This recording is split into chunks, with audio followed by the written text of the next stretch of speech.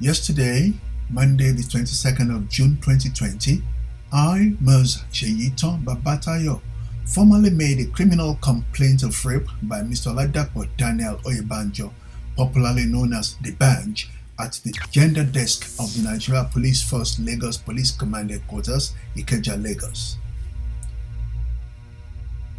This comes after trying unsuccessfully in the past to give a detailed account of my experience at Bar Beach Police Station, Victoria Island on the 6th June 2020.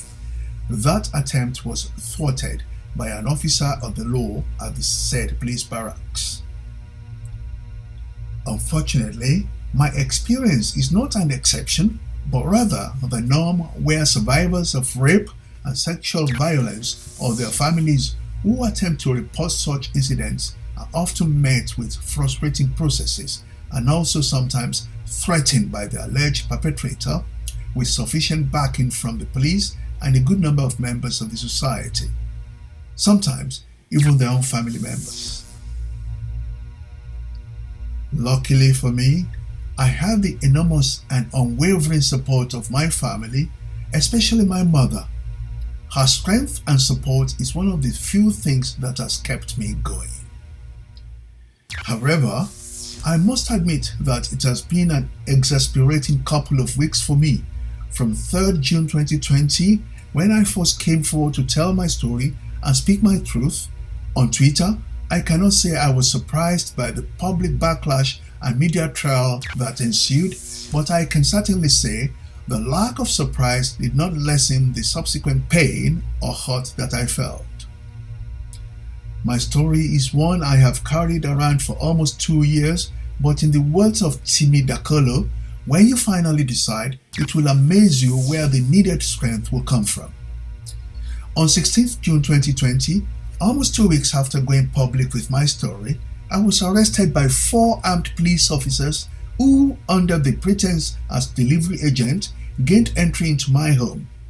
I was then taken to IGP IRT office in Harosho-Dipo, Ikeja, and detained in a cell like a criminal. My mom was not arrested, contrary to widespread speculations. My mom remained supportive and engaged all her efforts, like any good mother, alongside various other interventions to secure my release. In that cell, I had the right to remain silent, limited access to a lawyer, yet still oblivious to the crime I was being detained for. I spent almost 48 hours at the police station without being charged for a single crime. When I requested to know the reason for the detention, the police refused to answer, but they continued to treat me like a criminal. My stance from the beginning was never for financial gain. I was violated by the Banj. That unwarranted and violent experience has never left me. It has stayed with me for a very long time. I demanded an apology then and still demand it now. I finally gathered the strength to demand for it in a louder tone. On 7th June 2020, I approached a law firm in Abuja who agreed to represent me. With the loving support of my family, we began on the road to justice. Strength! Strength is a funny feeling, here today, gone tomorrow. The first day I voiced out my story, I understood the true meaning of community. In the midst of the media trial I endured, many survivors like myself showed up for me. A handful of friends, some of whom I met online, were my source of strength on some days, and on other days, like the night of 16th June, I would feel a paralyzing feeling of loneliness. I was locked up in a cell with criminals who had broken the law. I had never stolen or committed a crime in my life, yet there I was with others who had broken the law. What was my offense? My offense was daring to speak up. Again, none of this is unique to me. I am not the only woman who has ended up in a police cell for telling her story.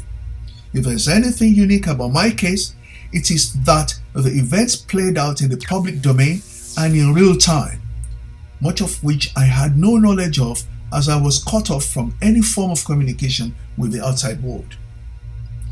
Due to the distortion of facts in the media, I would like to clarify the timeline of events for the record. 30th December 2018. D'banj gained access into my hotel room at past midnight while I was asleep. He violated and raped me. 3rd June 2020. Following an online post by D'banj about saying no to rape, I called him out on his hypocrisy by giving a detailed account of how he raped me in 2018. 5th June 2020. I publicly shared a document from my lawyer regarding this situation. 6th June 2020. I visited the police station to make a formal report but was not attended to. 15th June 2020. D'banj, through his legal representative, published a document in response to my lawyer's document demanding 100 million naira in damages. 16th June 2020. 4 armed policemen stormed my apartment and arrested me without a warrant. They seized my phones, other personal effects, and detained me in the police cell overnight at IGP IRT office at Harosodipo, Ikeja. 16 June 2020. A friend reached out to a journalist who had been in contact with me earlier to raise the alarm that neither they nor my lawyers could reach me. My mom was also contacted to inform her of the ongoing situation. 17th June 2020. With various efforts, I was released from custody after being made to sign a gag order by the police and D'banj's team, and could only post on social media what had been approved by D'banj's team. I spent the night in a location of D'banj's team's choosing, which was not made known to the public. 18th June 2020. I was isolated from my family, coerced, pressured and intimidated in person by D'banj and his team to retract all statements and to announce that my testimony was a publicity stunt. Thanks to my friend, thanks to the Executive Director of Stand to End Rape Initiative, STER, STAR, and other activists who swung into action and tracked me to the location where I was being held by D'banj and his team using satellite mapping. I was immediately removed from the environment and taken to a safe place where I was provided with immediate support. Since 18th June 2020, D'banj, through his team, has continued to harass me with incessant calls and boasting that he, D'banj, can buy off anyone within the justice system in Lagos. I would like to thank well-meaning Nigerians who raised alarm on social media of my illegal detention and spoke out strongly against the blatant abuse of power.